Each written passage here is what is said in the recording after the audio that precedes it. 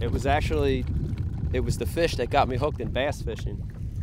I remember like it was yesterday, it was so long ago, but I fished a lot with my family as a kid, and we did a lot of fishing for other species, trout and bluegill and panfish, catfish. But my grandfather had a box, it was Pop's box. It was a green box, hip roof box, old school.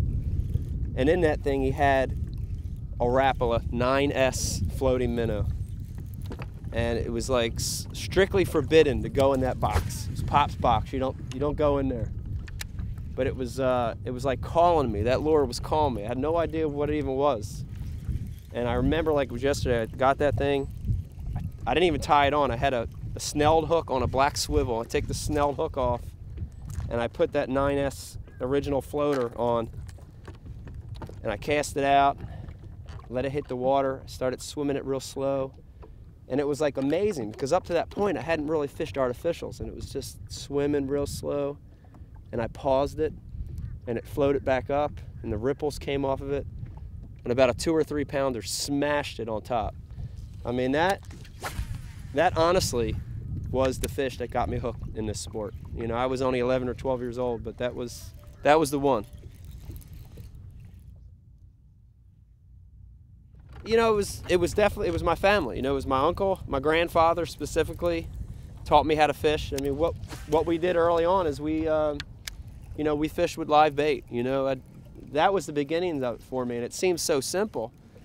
But I think, you know, as a kid, the experience is the same. You know, the experience of fighting a fish, it's the hunt, it's the chase.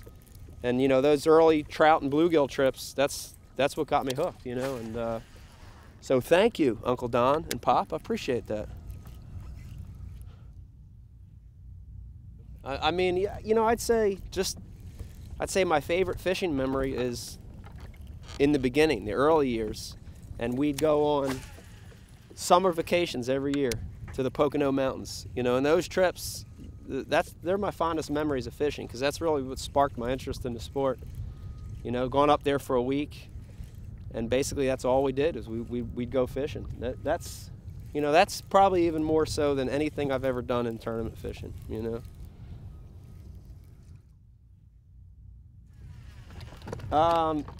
You know, what draws me to fishing is not necessarily the catching, although that's pretty good. It's the puzzle, you know. It's coming out. Every day's different. Every day's a blank slate, and you've got to figure out that puzzle. That's what keeps me going. You know, it's never the same twice. It's always changing. You can never learn everything there is to learn about the sport, and that's what keeps me fishing, you know. I like a lot of them, you know, but I gotta say, if there's one favorite Rapala, it's still the DT6. You know, I kind of fell in love with that crankbait when it first came out, and even now it's still my favorite. You know, it's the kind of bait that's middle of the road, which means, you know, it's got a middle of the road vibration, it's got a real small rattle. It's the kind of crankbait you could throw all year round. So I'd have to say DT6 is my favorite. Fishing wise, you know, fishing with my uncle is great because, again, he taught me how to fish. I love getting in the boat with him. I like fishing with my wife. We don't get to do it a lot, but it's always fun because she's a very competitive person as well, so we always end up having little side bets. But it's nice drawing out with other anglers that you haven't fished with before. That's a really cool thing in fishing because you get to learn, you know. So even in a fun fishing trip, you know, I'm always trying to take in what's happening. And when you learn something, you add it to your arsenal, and you become a better angler, you know?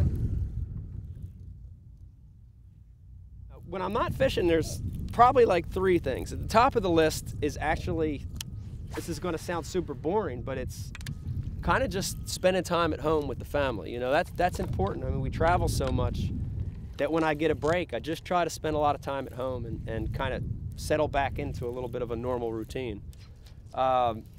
You know, the second thing is, and this one's going to sound funny to you too, because I could never imagine as a kid mowing lawns that I would like to do yard work. But you know, we've got 10 acres, and I like it. You know, we work out in the yard a lot. You know, we do landscaping. You know, we've got a garden. I grow grapes. That's fun. And then the last thing is fishing. I'll fish tournament, I'll come home, and I'll keep fishing because I really do love it. You know, and it doesn't matter, man. Whatever it is, as long as it's pulling back. You know, if it's a bass, if it's a tarpon, if it's a New Jersey special, a carp, if it pulls back, I like catching it. Ooh, man, good question.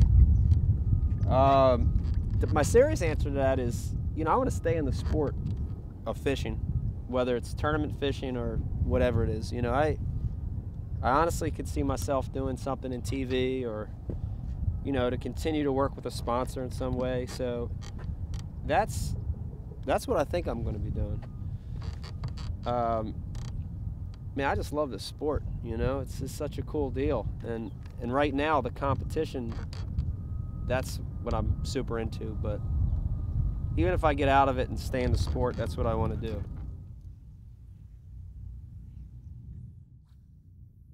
My advice to a young aspiring angler, there's kind of three things, you know. So the first one is the fishing itself. And the biggest tip is to learn everything you can learn in the beginning. And so that means different techniques, you know, go out of your way to learn stuff that you don't know or you're not good at. Fish different bodies of water, rivers, clear water, dirty water. You know, try to fish as much variation. That's the first part. The second part is join a club. You know, that really does help shave time and take it to the next level. You know, so there's high school clubs now, there's junior clubs, there's fishing in college. Join an organized club. That's going to help. And then the last part, and this is going to sound corny, but it's you know, get an education further than high school. You know, go to college, take some college classes, get a degree. I mean, a lot of what we do in fishing is not just fishing, it's business related. So, you know, having some kind of you know, education beyond high school really does help your career. So do those three things and brush your teeth every night.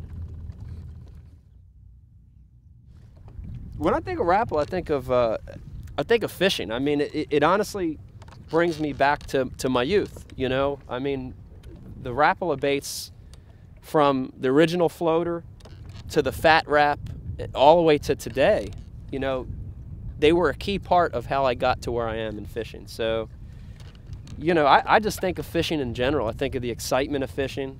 You know, I think of that first bass I ever caught and that blow up. It means a lot.